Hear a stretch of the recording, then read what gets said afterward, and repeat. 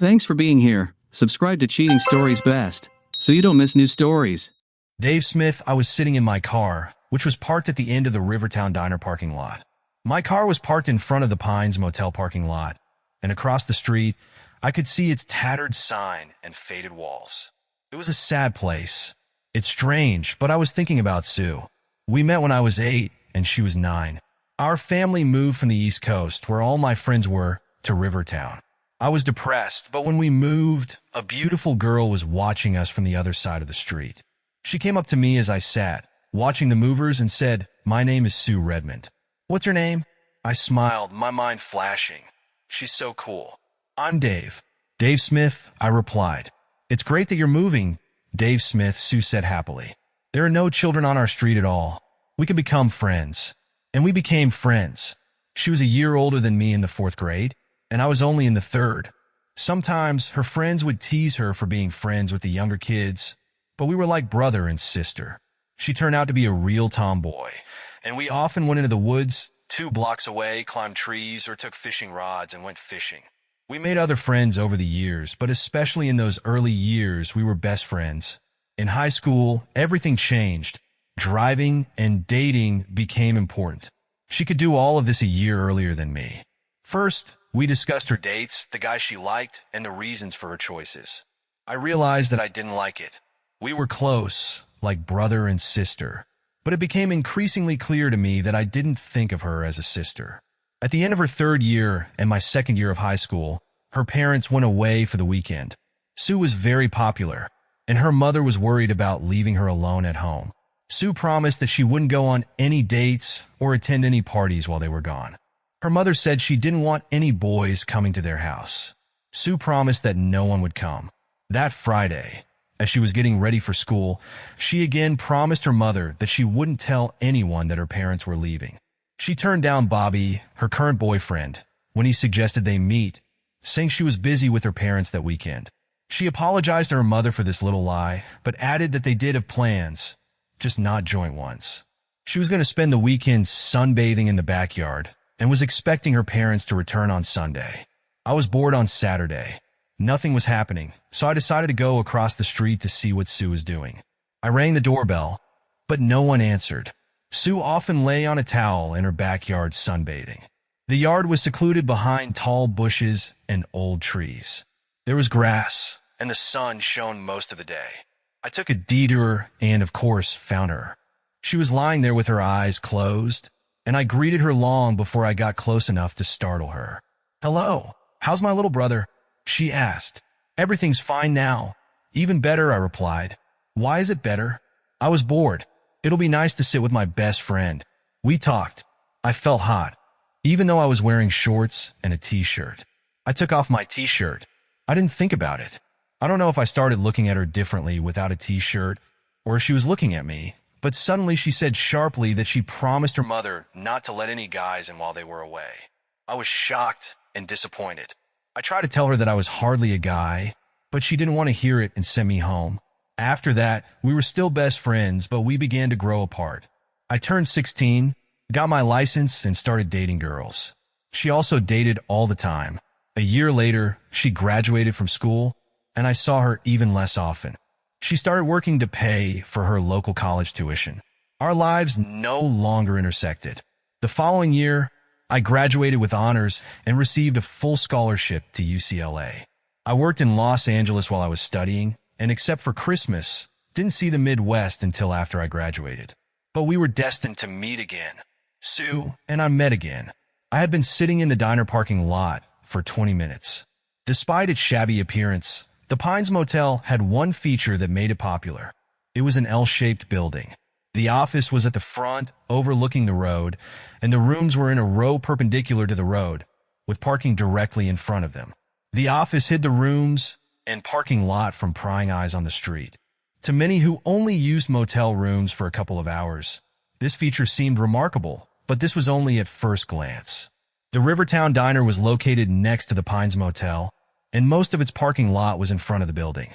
However, when the restaurant was full, people had to park in the back lot. This rear parking lot provided a direct view of the rooms and the cars parked in front of them at the Pines Motel. More than one pair of lovers was accidentally spotted by friends, relatives, or even spouses, some by accident, and others, like me, specifically waited. I knew what I had to do, but I didn't know exactly when. It wasn't up to me. My thoughts wandered to California, UCLA, and Mali. I studied engineering, and most of the students in my classes were men. One very notable exception was Molly Thompson. She was wonderful and much more desirable than good grades in almost all of our general courses. While most of the young and ambitious engineers tried their best to get close to her, she was not interested in her classmates. She was dating someone, but clearly not from the circle of nerdy engineers. This changed when we were in our senior year. Unlike my classmates, I never tried to get her attention. I didn't like the fact that she considered herself superior to us. So apart from discussing calculus, structures, and thermodynamics, we barely communicated. She met in her circles and I in mine. Just before my last semester, she asked me, "Dave, you never asked me out on a date. Why? You've always made it clear that you don't like engineers." Yes, you're probably right, but after all this time, after studying how everything works, I'm tired of these businessmen. Do you understand what I mean? Let me say this. I thought you were the most beautiful and desirable woman on campus since freshman year. I would have asked you out many times if I thought I had a chance. So, if you're thinking about it now, how about dinner and a movie on Saturday? It seemed to me that her eyes became a little moist. You were so sweet, and you made everything so much easier than I could have expected. I'll be happy to go. We went on our first date that evening. She made it clear that she was ready to come to my house, but I had real feelings for her. I wanted to get to know her better and was afraid that if I went straight to intim, my younger mind would prevent my older mind from getting to know her the way I wanted. We kissed a little in the car before I walked her to the door. "You're weird," she said. "I thought we could get to know each other better tonight. You know, Molly, we've known each other for almost 4 years, even if only as colleagues. I would like our relationship to become something more, much bigger, I think. But if we immediately become lovers, I won't get to know you as much as I would like. This is weird, Dave. It's probably nice, but do you really put night on such a high pedestal?" Sitting in the car and waiting, I thought that this should have been a warning to me, but it passed me by without even touching a hair. I had several partners in college, and usually I would have been happy to invite a girl into my bed on the first date, or even earlier if I could. But now I was looking for a life partner and didn't want intimate to cloud my judgment. She, on the other hand, saw night as just one part of a relationship.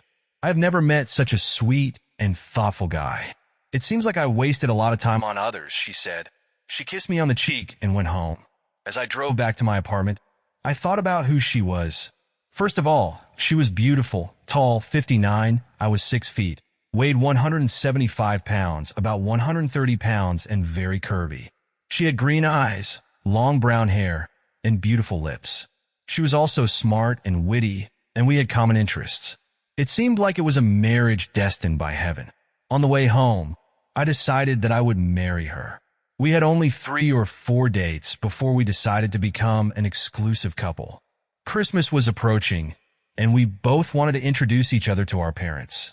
We couldn't decide where to go, so we drew lots.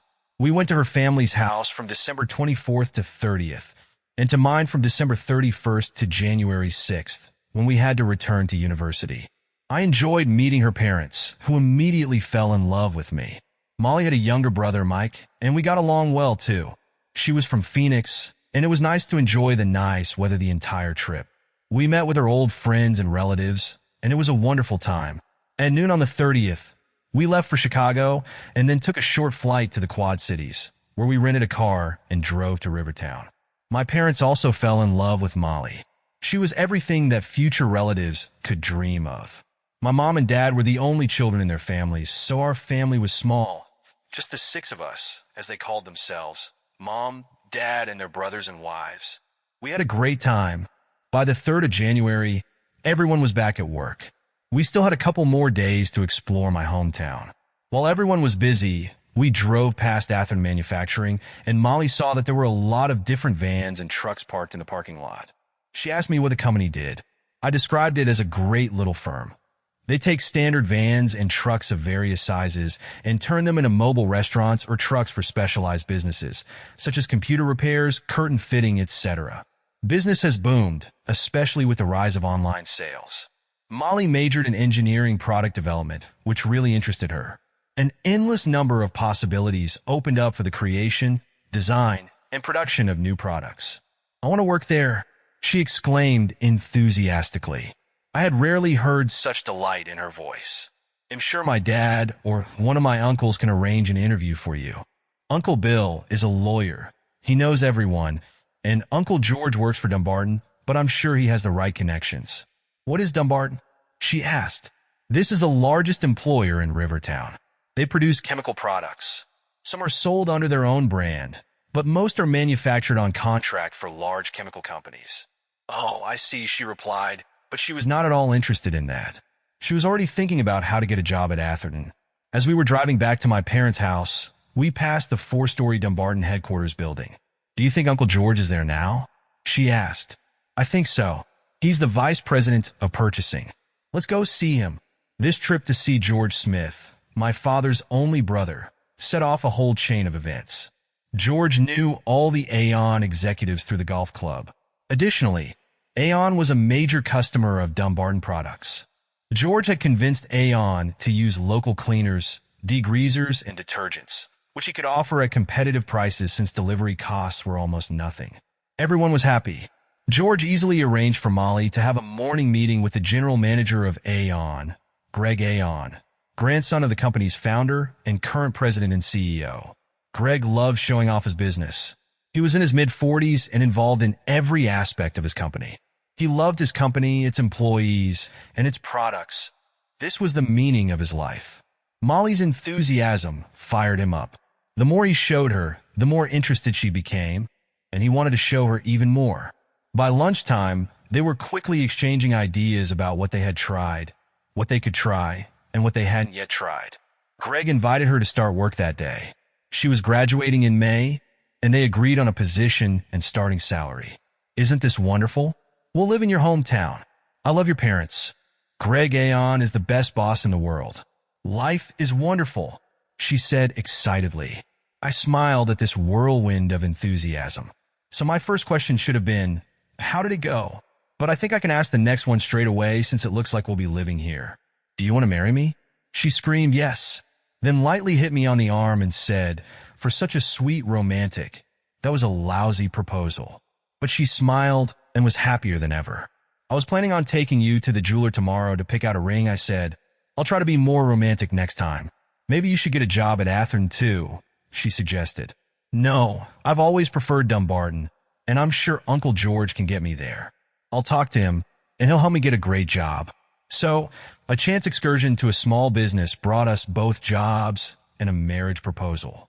It was one of the most successful days in the life of any couple. We returned to Brentwood, completed our studies, and began preparing to move to Rivertown.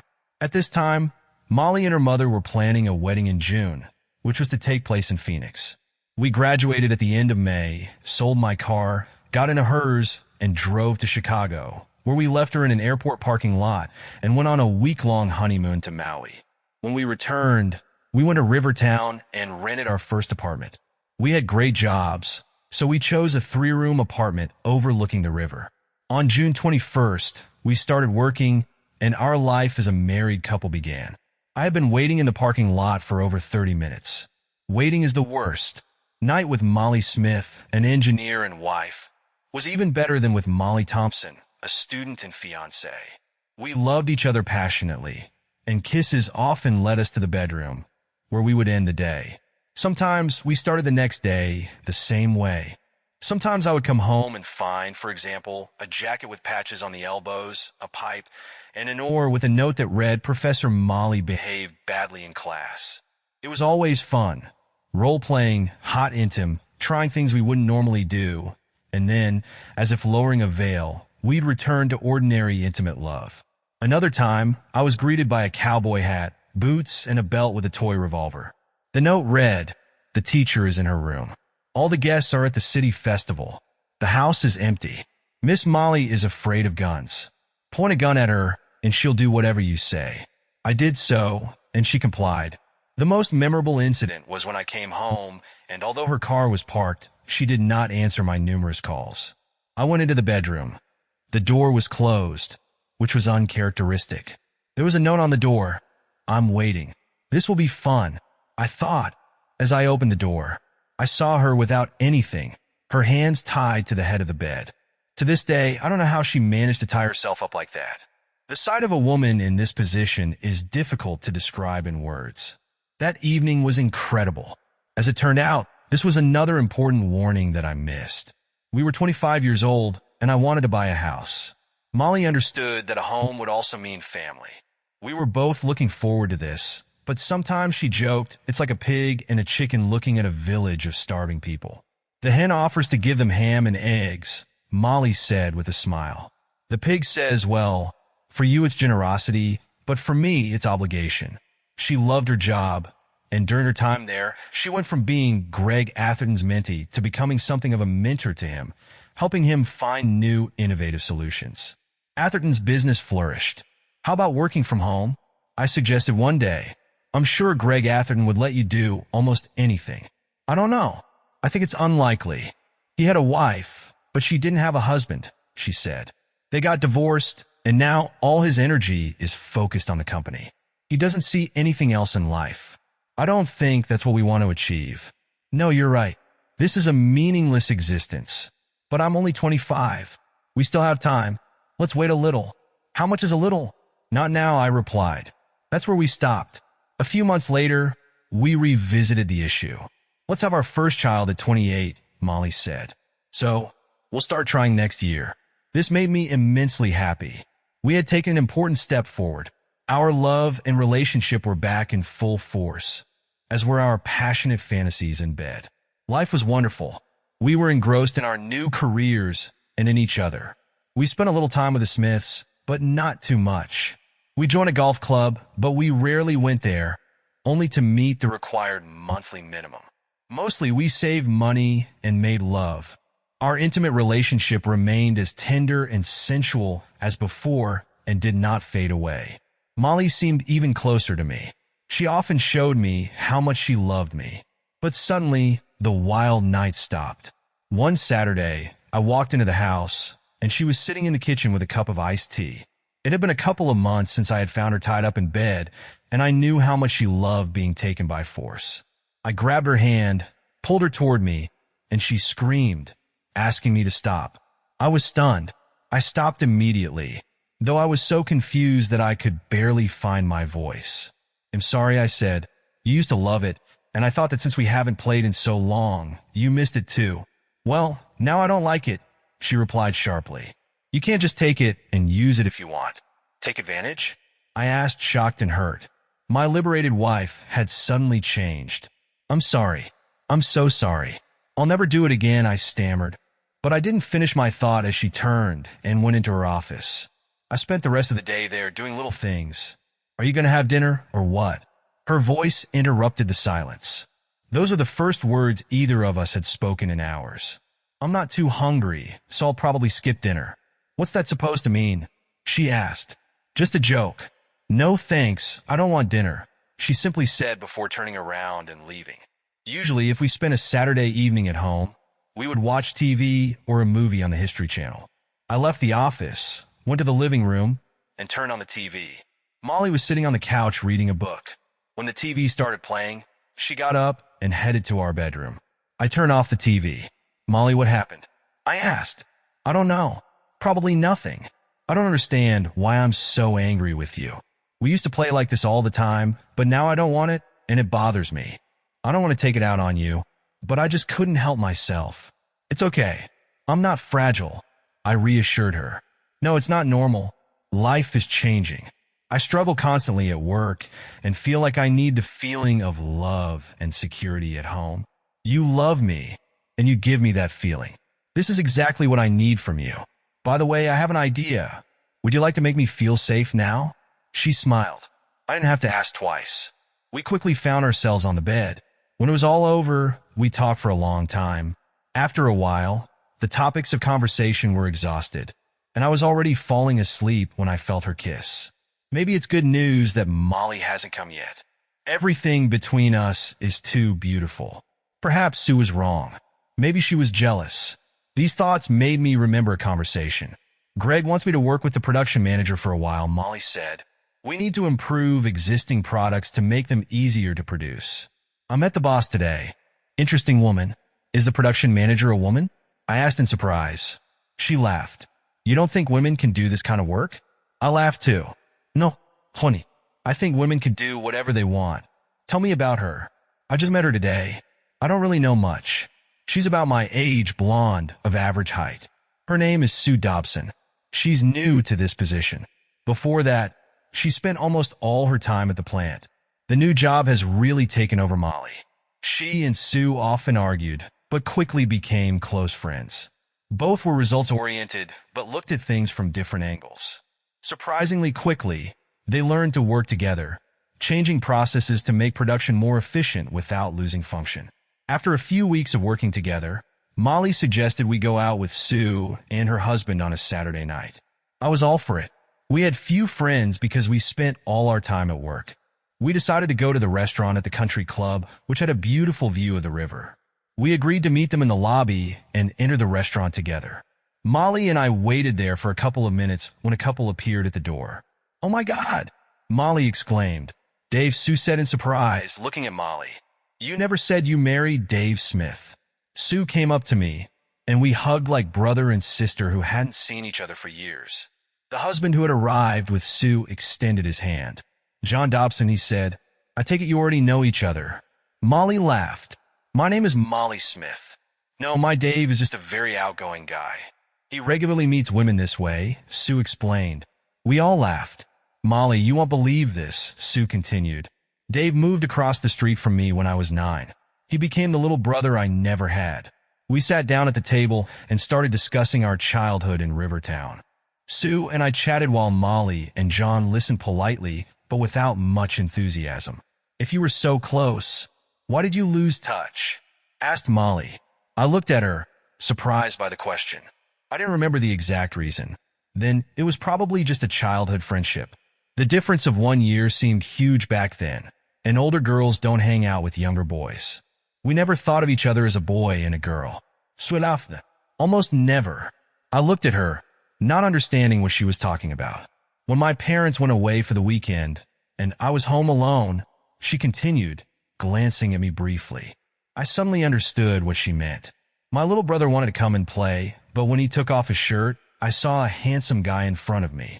I promised not to accept boys while my parents were away, and suddenly, he became the boy who had to leave.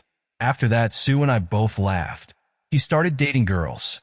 I never seriously thought about dating a junior in high school. Girls don't do that, Sue added. We remained friends, good friends, but our paths crossed less and less.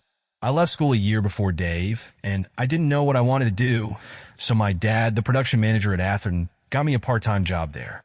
"Did you take over your father's position?"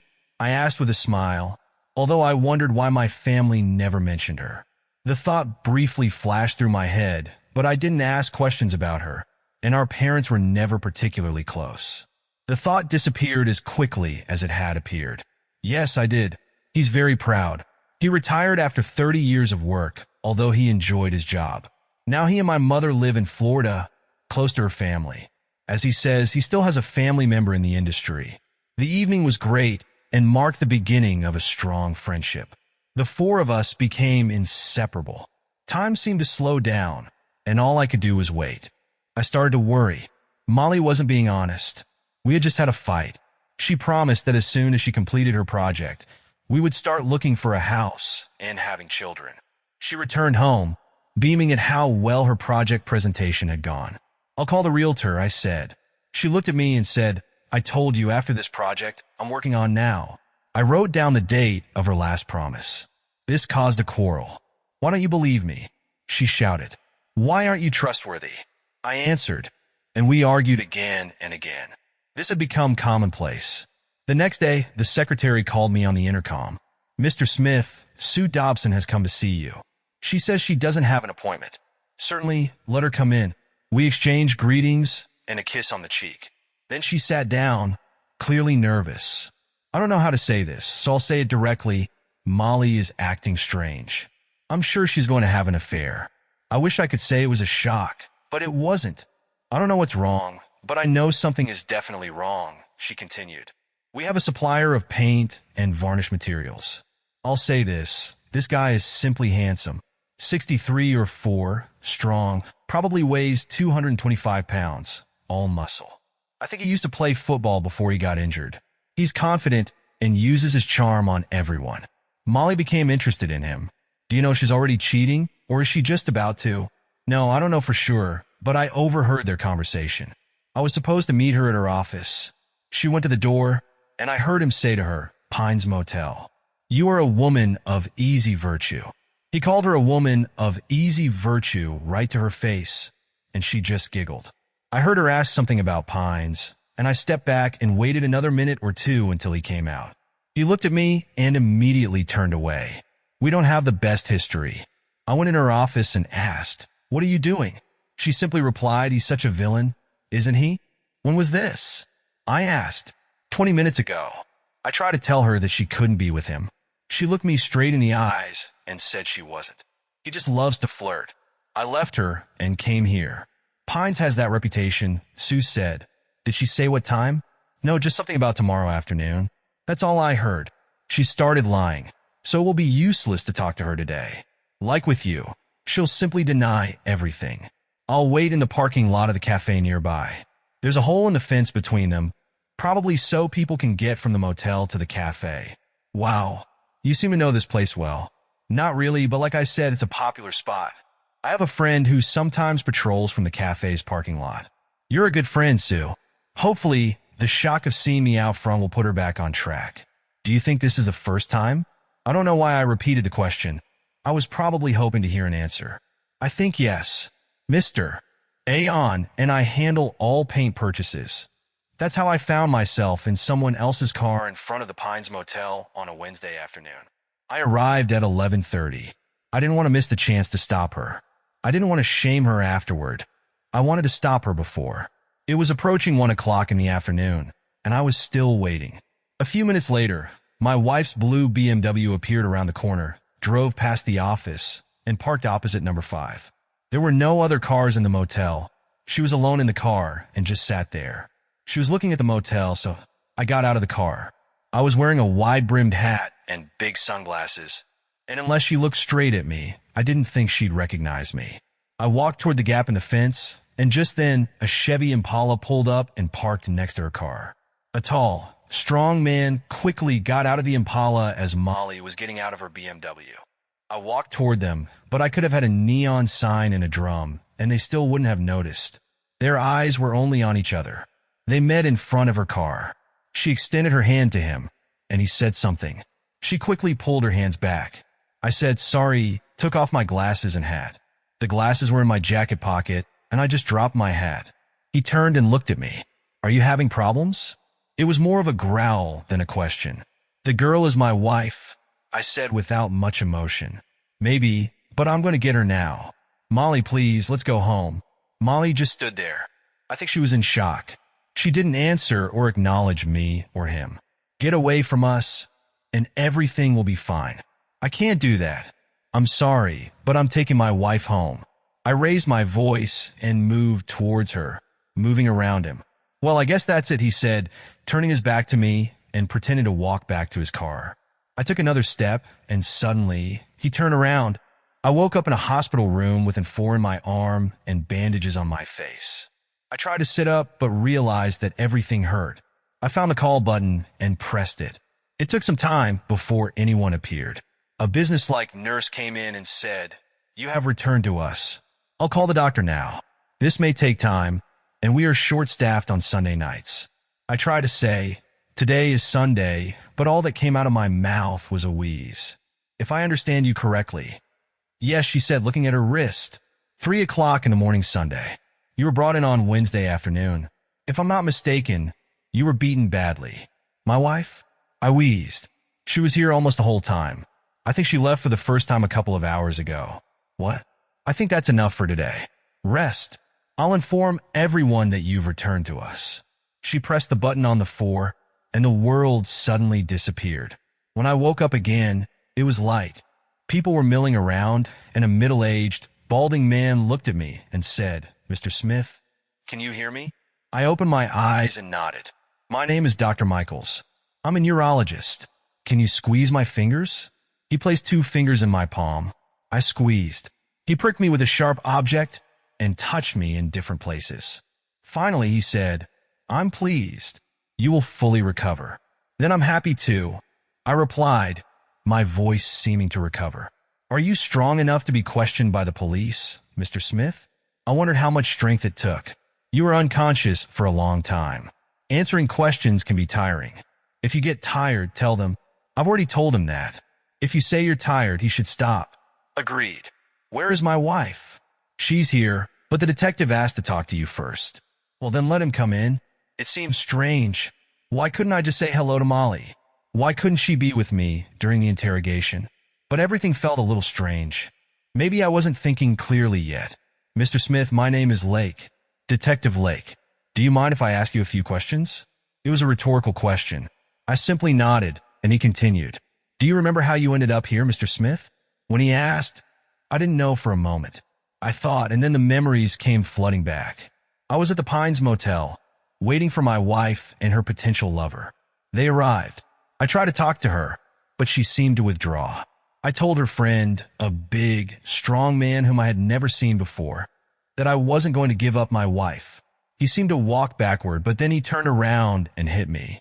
From that moment on, I don't remember anything. This man, one Ray Harrison, claims that you hit him first. I don't know his name, but I can guarantee that I didn't hit him. Unless I can hit him while in a coma. Have you and your wife had problems? My wife, what did she say? She's here.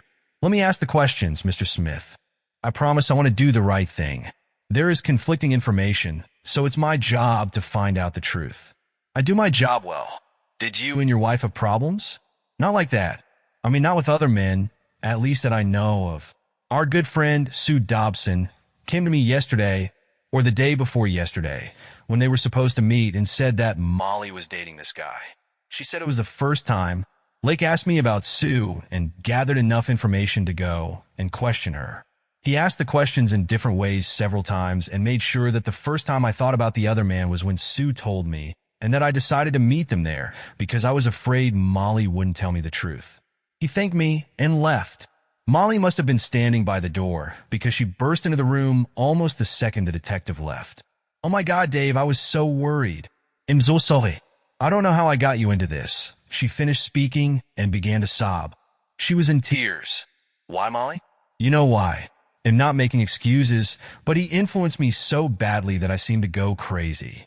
I thought our love had driven away my need for rough intimate, but he was like catnip. I'm so sorry. Luckily, you stopped us, but look what happened to you because of my stupidity. Can you forgive me? You were right there. Couldn't you stop him, Dave? I'm so ashamed. I just shut down. I think it was a panic attack. So I agreed to meet a man for the first time in our entire marriage, and you were there to catch me. I just froze. The police say he said I hit him first. What did you tell them? Dave, I'm sorry. I don't know what happened. I saw you, and then you were on the ground. I called 911, and the police and ambulance came pretty quickly after that. I looked at her. That was the story I was sure of. Why can't she be honest anymore? Suddenly, I felt tired. No worse, I was exhausted. Call the nurse. I don't feel well. She quickly jumped out of the room, and I sank back into unconsciousness. I woke up again, and it was dark. There was no one in the room. I pressed the call button, and the nurse returned. What time is it now? What time is it? What was that question? Am I losing my mind? It's Sunday night, Mr. Smith. You've only slept for a few hours. The doctor asked me to find out if meeting your wife is causing you any anxiety. Yes, I did. It was wearing me out. I felt pretty good when she arrived, but after a few minutes, it felt like all the air had been let out of me. Why is this important? In a couple of days, you will be discharged from here. Do you want to go home? My parents, were they here? Yes, but your mother asked so many questions that your father said she was driving us and herself crazy. He added that you don't need visitors unless you ask. We have to call them when you ask. What time is it? She looked at her watch and said, 11:30. Call them right now. I want to talk to them. She looked at my card and dialed the number on the phone in the room. She handed the phone to me. It's calling. That not. Well, it could have been better. Listen, when I get discharged from here, I want to live with you for a few days. Molly isn't telling the truth about what happened, and I don't want to put pressure on her to finally accept her guilt. Thank you. My father handed the phone to my mother, who needed to hear my voice and know that I was getting better. She burst into tears and was glad that she could look after me while I recovered. On my last day in the hospital, Victor Garland came to see me. Mr. Garland was an assistant district attorney. He wanted to talk to me about the results of their investigation.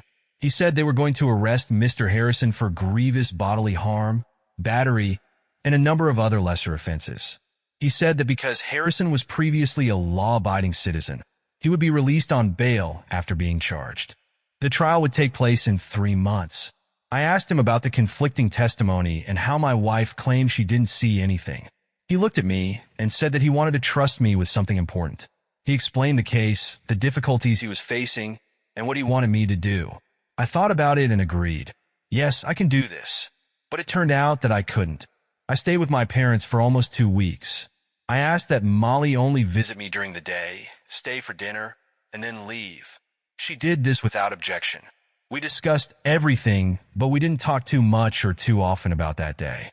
I believed her when she said she was confused about her intimacy. She saw me as her safe haven and needed my love. She said she realized she also longed to be taken. I could play with her, but my nature was not aggressive enough. She was like a ticking bomb waiting for the aggressive Mr. Harrison, and I saved her. She sincerely regretted what she had done. This was no one's fault but hers. I kept telling her that it was not she who dealt the mean blow to me. She began to sob uncontrollably. The tears were real, but I couldn't believe her emotions. She couldn't be so devoted to Harrison that she would protect him with lies, but so far, she had done it. Or perhaps she just couldn't remember until now. I stayed with my parents for a month and was ready to go back to work. Molly and I decided it was a good time for me to move back to our apartment. I still wasn't sure where my connection to her was. Molly was sorry and promised to be faithful in the future, but her actions that day and before that day were still something she couldn't come to terms with. She agreed to family therapy. During the time leading up to Harrison's trial, Molly became more and more stressed. She became completely immersed in her work, and our family life suffered. Our nightlife had almost disappeared since I got home. I slept in the guest bedroom, and every now and then, Molly would sneak into my room at night, and we would make love tenderly. We started therapy and had some success. However, the elephant in the room, Harrison, still remained an unresolved problem. But it became obvious to both of us that I would take her back. Our love could survive one almost perfect mistake. The night before the trial, Molly came to me and said she needed to talk to me. I have to testify. Mr. Garland is going to call me first. I thought you still couldn't remember anything. I can't, but he said I should still perform. Molly, you'll just say this once. Your denials are unconvincing. Garland thinks you'll tell the truth at trial. If you don't tell the truth, he will turn against you. Please be careful and honest. I promised Assistant District Attorney Garland that I wouldn't warn her of his intentions, but I just couldn't help myself. I've never been to court before. It's not all what they show on TV. I can assure you Harrison had a good lawyer. Before the start of the case, they filed petitions on one issue and argued on another. Everything was settled. Who won and who lost remained a mystery to me. The jury was then sworn in. The prosecutor stood to make his opening statement. He explained to the jury how I had been brutally beaten by a man who was so cowardly that he gave me a mean blow and kicked me repeatedly while I was unconscious. He described the dirty date and explained in detail how it all happened. He then outlined the crimes Harrison was accused of and how he intended to prove those crimes. When he finished, I was sure Harrison was going to jail for a long time. Harrison's lawyer then stood up. He said he didn't understand why we were here. Mr. Harrison, of course, admits that Mrs. Smith showed interest in him, and he is ashamed that he succumbed to the charms of this beautiful woman. He arrived at the motel. She had already rented a room, and suddenly, this man screamed at him and attacked him. Of course, he defended himself. Mr. Harrison grew up in difficult circumstances and was never given a chance. He was born into poverty and lived in terrible conditions. His father was cruel, but he rose above it and received a scholarship to college. He played football and made it to the NFL, but he never made it to the first game of the regular season. He was seriously injured, and his career ended before it even began. He did everything he could. He had a good job. He was a model citizen until this woman, he pronounced the word as if it were not a gender designation or diagnosis, captivated him.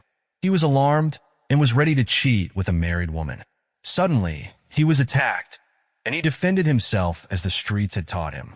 He is sorry that he hurt Mr. Smith, but he couldn't help it. Smith attacked him and paid for it. When the lawyer finished, I was surprised that I was not in the dock. The prosecution began presenting its evidence. The first witness was Molly. She stepped up to the podium. Garland asked her questions about that day, and she fidgeted and squirmed, but eventually said she was shocked when I said, "I'm sorry." She said she had never experienced anything like this before and just froze. I relaxed. I believed she was going to tell the truth. She burst into tears. It was a good performance, but it seemed to me that it was just an act for the audience. I started to get nervous. She was asked if she remembered what happened after that. She said, "No, not really. Everything was like a fog. Do you remember when your husband said, 'This is my wife?'" "Oh yes, I remember." And then Mr. Harrison said, "Excuse me, but he said she's mine for a night." Why would he say that? We were about to go into the room. She burst into tears again. This time, it seemed more sincere. "The room you rented, correct?" "Yes." "He set everything up on purpose." "Who?" "Mr. Harrison. My husband is so caring and kind to me." And Mr. Harrison was the complete opposite. It triggered something in me, and I gave in to it. He told me to meet him at a dirty motel, and I just agreed. He said that he would arrange everything, and I should take the key. I went in, but nothing was organized. He just wanted me to humiliate myself, and I did it. I'm terribly ashamed, but that's exactly what I did. So after that verbal exchange, do you remember what happened? Not really. Well, I think so. Yes, I remember Dave got angry and hit Ray. I almost jumped to my feet, then suddenly sat up straight, and then went limp again. I thought my world had collapsed. I was sure the jury was looking at me. I wondered if they saw my reaction as shock at her lies, or as resignation that I had been caught in a lie. I passed out. Garland asked questions and reformulated them in different ways, but she sobbed and stood her ground. I struck first, she said. I remember he asked her one last question. "Mrs. Smith, what if I told you that the motel had a working security camera?" Molly calmly replied, "That would be great." Garland completed his questioning, but Williams, the lawyer, asked that cross-examination be postponed until the defense presented its evidence. The judge granted his request, and a 30-minute break was announced. Garland took me to the conference room. "Im shocked" is an understatement. I was sure she would tell the truth. "How are you going to prove the case now?" His black eye is not from a punch, but from being hit by a car fender. "We have DNA and evidence. The hospital examined your hands while you were in a coma. No bruises, nothing. You didn't hit anyone. We also have some bad camera footage." "What's wrong with her?" "The camera was supposed to scan the central numbers all the time and alternately capture the numbers from the edges, but the scanning motor burned out or something like that. The camera was at the end of the building and only showed numbers 8 through 12. She parked opposite the 5th one, and he parked opposite the 6th one. If he hadn't kicked you so hard, you would have ended up in front of the 8th man. We wouldn't have had anything. I'll get a guilty verdict, but now that I'm doing this, I'll go after her too. It pains me to admit it, but I still care about her. At the same time, we're done with her. If she has to go to jail, then so be it." I saw Molly as I left the meeting room. I asked her not to be in our apartment from 5 to 7 o'clock. "I'll take my things and go back to live with my parents." She tried to talk, but I said, "We have nothing more to discuss." She hung her head and said she wouldn't be there while I was. We returned to the courtroom. I was the next witness. "You have already taken the oath, Mr. Smith. Are you ready to answer questions honestly?" Garland's opening line struck a chord with me. I didn't understand. This offended me. Of course, I would answer honestly. Why was he asking this? "I'm sorry, Mr. Smith. Mr. Harrison's lawyer presented a completely different version of your beating, and I want the jury to see the truth." "I object." Harrison's lawyer stood up, blushing and protesting loudly. The judge looked at him with a straight face. "Mr. Williams, I understand that you have an objection. On what grounds?" "The prosecutor is testifying, Your Honor. It's not enough that he's trying to convict an unfortunate citizen on false grounds, but now he's testifying to influence the jury. So are you, Mr. Williams. Let me remind both sides. You're here to question the witnesses. The jury is here to listen to their answers. And I'm here to make sure everyone follows the rules, which you don't seem to be doing very well right now. Therefore, I support the objection. Mr. Garland, ask your witness questions and let him answer. Mr. Williams, when I asked for a rationale for an objection, stated, I don't want to hear your testimony. Is everyone clear? Judging by the expressions on your faces, you're both equally unhappy, and that makes me happy. Let's continue. Garland started asking questions about who I was, where I worked, and then we started talking about my marriage. Did we have a good marriage? Did I suspect my wife of cheating? Finally, he came to the question of the day on which the altercation took place. Can you describe what happened when you saw your wife get out of the car? The accused was also getting out of his car. He walked to the front of his car and turned left to meet her in front of her car. I walked out into the parking lot of the Pines Motel and walked up to the right of his car. Neither of them noticed me. They were talking. Continue. I made myself known. I think I just said sorry. He turned and gave me a look full of contempt. My wife just stood there. She didn't say anything, didn't scream, and basically didn't do anything. She just looked shocked. I said that she is my wife, and he replied that now she is his. Excuse me, Mr. Smith. Did you accurately convey his words? Well, not really. I didn't think it would be appropriate. Mr. Smith, we need to reconstruct the events as accurately as possible. So, what exactly did he say? He said she might be my wife, but the intimate is his. Continue. I told him I wasn't going to give up on my wife just because he said so. He said, well, I guess that's it, and he turned around, took a step, and then suddenly turned around and hit me. I woke up in the hospital. Garland looked at Williams, the lawyer. Your witness. Losing a wife to another man is humiliating, isn't it, Mr. Smith? I don't know.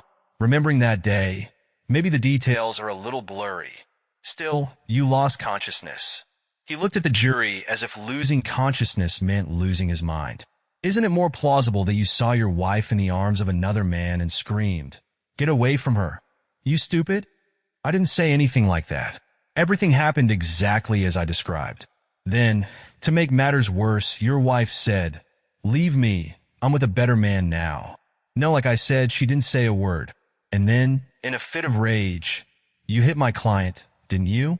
No, quite the opposite. He hit me slyly. You know what perjury is, don't you? I object. Pressure on the witness. Accepted. Are you sure, Mr. Smith? You claim you never hit my client, but he had a black eye. Can you explain this? No, I didn't like this answer, but Garland clearly told me to answer yes or no to all questions if possible. I could, so I answered. Did he have a black eye when you asked him, as you put it, not to give up on his wife because he said so? Did he have a bruise then? As far as I remember, no. Are you unsure of your recollection? Or did he really not have a bruise? Damn. Answer yes or no, idiot. He didn't have a bruise. And you remember this clearly? Yes. Well then, despite what anyone said, you had this fight, and he had a black eye, right? No. Well, he didn't have a bruise before the fight. That's what you said. We didn't fight. Please don't interrupt me, Mr. Smith. I haven't asked the question yet. He didn't ask a question, but grinned brazenly. He didn't have a bruise before the fight, but he did after. How do you explain this? He hit me on the sly and knocked me out. He didn't have a black eye when he hit me. You say that he got it after? I'll take your words on faith. You mean you didn't know he had a black eye? He knocked me out with one punch. I woke up after a coma in the hospital. I saw him again today. Now he doesn't have a black eye. When could I confirm the presence of this black eye? I had a blast with him. Why would he ask me such a question? Then he started asking more questions. He claimed that Harrison said that I was not a man at all, and that this supposedly made me angry. No. Now you're making up a different story. Everything happened as I said. What other story? I don't understand. I'm sorry, sir, but you understand perfectly well. You want me to repeat your last set of false questions so that the jury will be confused about what I said and what you said. I just said it was my wife. He said it was his. Night. I said I wouldn't give her up just because he said so. He hit me. This is a fact. He repeated this 3 or 4 times, thinking about what he said or what Molly said and what I did and how the fight started. I knew better than to get involved and just went back to my original statement. When he finished, Garland stood up and said he had questions on the interception. Mr. Smith, Mr. Williams has offered so many different theories about what could have happened. Could you refresh my memory and tell me what really happened that day? I protest. The question has already been asked and answered. Accepted. Mr. Smith's version of what happened is clear enough, I think. Your Honor, what does his version mean? You have no reason to doubt his testimony. The judge looked unhappy. He paused and turned to the jury. Ladies and gentlemen, let me say a few words. My statement was completely neutral. My job is not to decide whether Mr. Smith told the truth or not. That's your job. I could say Mr. Smith's account of what happened, but he testified. It's your job to determine whether he was being completely honest, completely dishonest, or somewhere in between those extremes. There will be more witnesses. When everyone has finished their testimony, the lawyers will make their closing arguments, and then you will have to decide what happened and whether any laws were broken. Is it clear? He examined the jury carefully and made sure they understood. He then looked at Garland and said, Mr. Garland, does this satisfy your doubts? Garland stared at him until he admitted that he was satisfied. I think that's enough for today. It's almost 3:30, and I'm afraid that we won't have time to conduct direct and cross-examination in the remaining time. Mr. Garland, we will hear your next witness tomorrow at 9 o'clock. The court is closed. On the second day, the trial continued. Garland showed a video from the motel. It was short but showed Harrison's rage and anger, which was extremely judgmental for him. The video did not show the start of the fight, and there was no cross-examination. Garland then called a forensic expert from Chicago to testify about Harrison's eye. Photographs showed he had a severe black eye, but the expert said the wound could not have been caused by a punch as there were no knuckle marks on it. It was also concentrated on the cheek below the eye and diminished on both sides. This was consistent with hitting a curved surface, such as the fender of Harrison's car. The expert explained that he took a sample from the front fender of Harrison's car, near the headlight, and found his DNA there. There was a dent in the fender made by Harrison's face. The expert made it clear that Harrison had deliberately hit his face on the wing to make it appear that he was in a fight.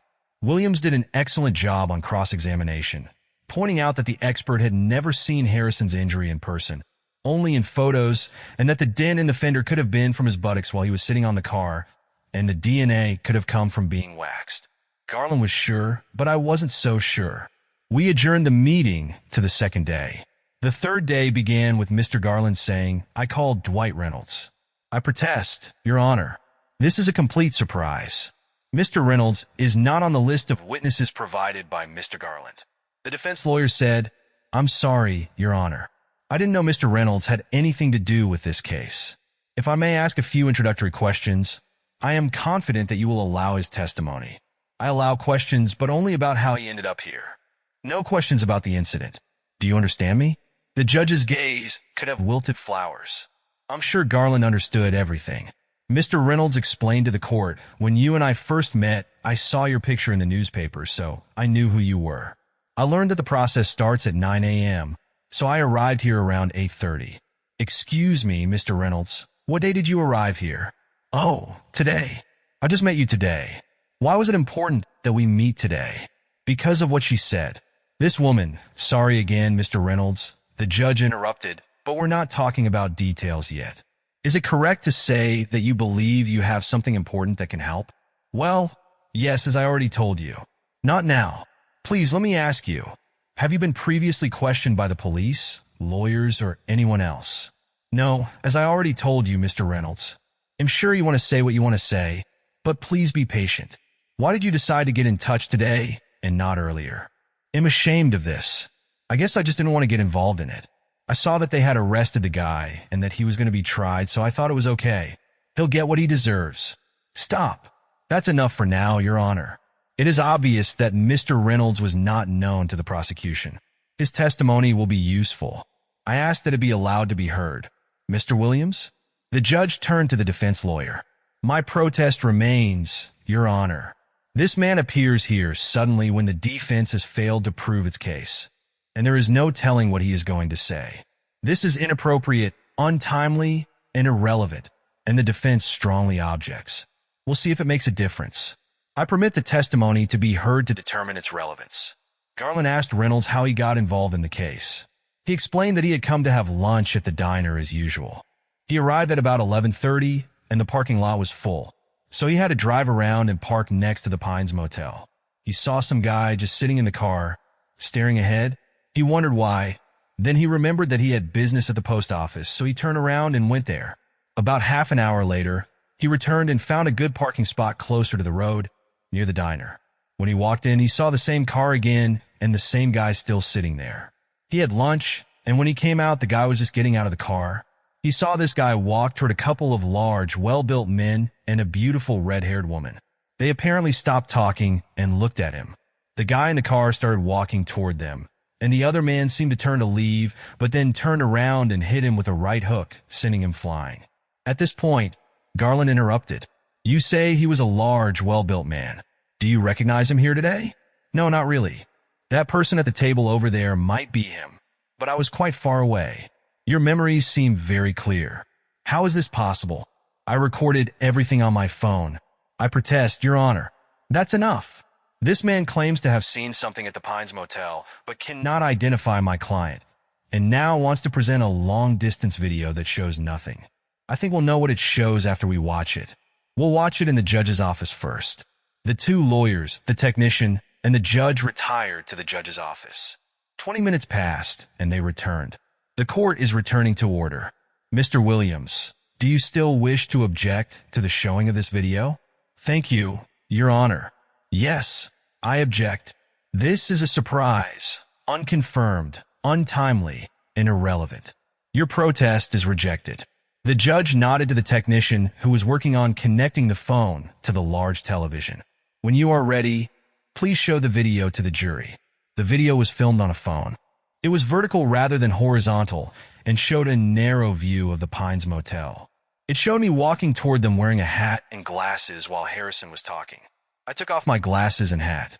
You could see the hat falling into the parking lot, not in an aggressive way, as if I was preparing for a fight, but more as if I had lost the desire to hold on to it. Harrison stopped and looked at me. Molly continued to stand as before, facing him, but he approached me. You could tell I had said something, although all that could be heard was the noise from the highway 20 feet away from Reynolds, and we were 200 feet further. Harrison could be seen saying something. Then apparently I said something too, because I was walking toward him, my back to the camera. All this time, Molly stood motionless, without emotion on her face. Harrison turned halfway, then turned again with his right hand and hit me. Molly still stood motionless. It was creepy. Harrison looked at her and stopped a short but destructive attack on me. He walked over to his car and did something like a one-armed push-up on the fender next to the headlight. Then he simply let his hand slide off the wing and fell face first onto it. He shook Molly, rummaged through her purse, found her phone, dialed the number, and handed it to her. I believe it was her call to 911. She ended the call, and he started talking to her again. The video ended. Reynolds said he simply got into his car and drove away. At that point, Williams remained calm, as if we had just watched a couple of minutes of a daytime show, and asked for a 24-hour break in light of the new evidence. The judge granted his request. It was Thursday, and the trial resumed on Monday morning. I stood up and turned to leave. I saw Sue sitting in the back, leaving the courtroom. Molly called and contacted my mother on Saturday morning. She asked to speak to me and was persistent enough to convince my mom to hand over the phone. "What is it, Molly? I need you to listen to me for at least a minute. I'm not asking for forgiveness, and I'm not asking you to come back, but I want you to understand one thing." "Okay, spit it out." "You're not very sincere, but I deserve it. I passed out when you came and found us. I don't know why or what it was, but it was as if I was paralyzed like in a dream. Suddenly Ray shook me, and I came to my senses. He even dialed 911 for me and told me to call the police and an ambulance. I did it, and then he told me you hit him, and he went completely crazy. He was going to jail if I didn't tell the police what I saw. I thought he was telling the truth. Molly, the past lies didn't work, so now you're coming up with new ones. It was so hard for me to witness that you hit him. I really thought you did it. I would never have done this if I didn't think so. I hope he goes to jail forever. I'm so sorry." She passed out. Well, damn it, I thought about it, and her story actually matched the video. Maybe there was at least a drop of truth in her words. I decided to at least tell Garland about it and see what he wanted to do with the information. I called him at home and left a message for him to meet me at 8 a.m. on Monday in his office. We met, and he started talking as if he wanted to tell me something. I asked him to listen to my important news. I told him in detail about Molly's call. He shook his head. Late, and it's short by more than $1. Why? This video changed everything, and aggravated felony is a sure thing. I might even get a charge of attempted murder. They're scared to death. They now claim that it was a long-standing affair and that your wife wanted you to be hurt, maybe even killed. She provoked him, knowing his temper. Do you believe this? You are, of course, a romantic. This cannot be taken away from you. She lied to you. She lied in the courtroom. Her lies were exposed in front of everyone, and now she's calling you with a new story. You peck at it like an egg from a high nest. What if she's telling the truth? I don't know, probably then the earth will stop rotating and the sun will fall out of the sky. But this can happen. Her story matches the video. Dave, get your head out of your fifth place. Of course, her story matches the video. Someone warned her that there was nothing in the first video that would refute her lie, and then, bam, a second video and a new lie. She's your wife. I understand that, but I see things like this all the time. Her story will change 10 more times. You can rest assured. Let me warn you. She's being arrested right now on charges of various conspiracies, including the attempted murder of Dave Smith. I inhaled sharply. I warned her to tell the truth. I hope this is now true. You saw the same video as me. You saw that she was paralyzed with fear. I would say, do you think it was because she was caught cheating for the first time in her life? Come on, I thought about that too, but when you asked her about the security camera footage, she seemed to really want it to be shown. She wanted it too much. Someone hinted to her that there was nothing in the first video that contradicted her lie, and then bam, a second video and a new lie. You will hear more from her, and perhaps more than once. She is trying to take full advantage of you. Consider this a Miranda warning. I am the prosecutor on this case. If you want her words to be used against her, give them to me.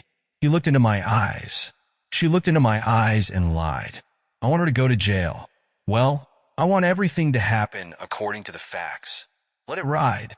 Dave, you are naive if you believe this. You want her to be as innocent as you want her to be, and then a fairy tale ending where you get your wife and your old life back. This won't happen. Let me tell you a story. Your wife and her new lover live in perfect harmony. She decides it's time to move on from being a boring engineer. She hints to her friend Sue that she is thinking about getting into bed with a paint salesman. She knows that Sue will tell you about this, and you'll try to prevent it. She feeds Ray stories about how you're a dangerous psycho. You show up, and her lover uses you like a soccer ball, while she pretends to be paralyzed. We'll have a messy divorce. Wouldn't it be easier to just hire a lawyer, Dave? Dave, you were one step away from a better world. She just stood there. She didn't say, "Oh, Ray, don't touch your poor husband." He even had to dial 911 for her himself. You're telling a dark story. Crap. My name is Ray Harrison. This is perhaps the saddest story you've ever heard. It's so sad because I'm completely screwed, and none of this is my fault. I'm sitting here waiting for my lawyer. I paid him a fortune because I got into trouble with a woman of easy virtue who turned out to be too accessible. It's not my fault, but she stood on the podium and lied. Maybe this will be my salvation. If my lawyer is good, he'll use it. I grew up in Philadelphia. I was a tough guy. Tough because I was always larger than my peers and naturally strong. I was a good student. I needed to get good grades if I wanted to get into a prestigious university on a scholarship. I had solid talent, although I was a little slow. I needed to be an excellent student so that the school could offer me an academic scholarship. I got good grades and a scholarship. I played defensive lineman at a mid-major university. I was tough, a great tackler, and by my senior year, I was an All-American. I graduated and was drafted in the 5th round by the Eagles as an outside defensive lineman. Despite my progress, I was told I was too slow. At the very first training sessions at the beginner's camp, I needed to demonstrate my abilities. During one play, the opponents decided to attack on the flank where I was standing, and I literally swept away the runner. The offliners were unhappy with my shot, and in the next play, I was sandwiched between the guard and the tackle. This pissed me off. I started waving my fists and hit a 335 pounds tackle right in the jaw. He wasn't impressed. I lost the fight and was kicked off the team. Well, to be honest, there was more to it than that. After the fight, the coach said that I had to improve or I would have to leave. I told him it wasn't my fault. He just shook his head and said that the report about me was accurate. I was slow, didn't give it my all, and refused to admit I was at fault for anything. He said he liked my hard hitting, but if I wanted to become an important player on the team, I would need to play like that all the time, and I would have to learn to control my aggression. When the team rewarded me for my efforts, I had already been pill tested, so I added steroids to my training regimen to increase my aggression, strength, and speed. Who knew I would be tested again? Obviously, it wasn't my fault. This led me to sales. I was good at it, but there was always this anger burning deep inside. It wasn't my fault losing a fight got my attention, and then they held a grudge and tested my urine again. I was a victim. My anger has been both a blessing and a curse. With women, I have never been able to build a long-term relationship with anyone, but I found that many women, especially married ones, found intimate with a man irresistible. The formula was simple and common. They created a false image of themselves in front of their husbands, and they were tired of this image. All I had to do was remind them a couple of times how bad they could be, and they became mine. Usually we had no more than 6 meetings. They would start to get scared, I would start to get bored, or more often than not, my schedule would fill with new opportunities. Life was very good. The intimate was amazing. They didn't need dinners or romance. They were ready for anything. I learned to recognize such women from a distance. It was like hunting on royal grounds. But Molly Smith literally fell into my lap. I accidentally met Greg Atherton at a gas station. Can you imagine? I was his main paint supplier. We were just chatting about this and that, and it looked like he wanted to show off. He told me that at the gas station, there were a couple of rooms used for hard-hitting pleasures. He said that his girlfriend, although he didn't call her that, was a wild little thing, but he didn't say who she was. He said that to get a room, you just had to say you're Scott Abbott, leave a $500 deposit, use the room, and wait for them to check for damage. Then they would return your $350 deposit. I asked him why they would mistake me for Scott Abbott, since he and I aren't that similar. He laughed and said, "The receptionist knows me by my real name, but I always register as Abbott. To be an Abbott, you need to show a valid ID, which costs $500. Give them cash, and you're an Abbott." We were talking when a woman came up to him with an envelope, handed it to him, thanked him, and left. He opened the envelope and took out $300 bills, 220s, and a 10. I thanked him for the information and left. On the way out, I saw a pretty engineer who worked for Atherton getting into her car. She looked around as if she were nervous. You'd think she had on that wild little thing written on her forehead. I immediately realized that she wanted to be commanded and ordered to do all sorts of obscene things. The problem was that I didn't know how to meet her. All my contacts at Aon were through Atherton himself, and he certainly would not have offered her. I also knew the production manager. Her name was Sue, or something like that. I once tried to hit on Sue. One of the nice things about married women is that they leave no doubts. Some are already ready for a relationship. Others are ready for nothing. In terms of those who would never agree, Sue would be number one. When I first approached her, barely having time to say hello, she immediately stated that she had already heard about me, and it was better for me to stay away from her and all the other women in the company.